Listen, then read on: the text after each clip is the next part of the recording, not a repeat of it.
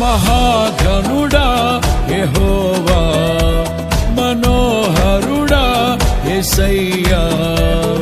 ప్రభు ప్రేమ నాలో నింపుటకే దిగి వచ్చినావు మహిమాత్ముడా. త్రిత్వమై జీవించువాడవు, కీర్తించి మహిమ పరతును, స్తుతించి ఆరాధింతును.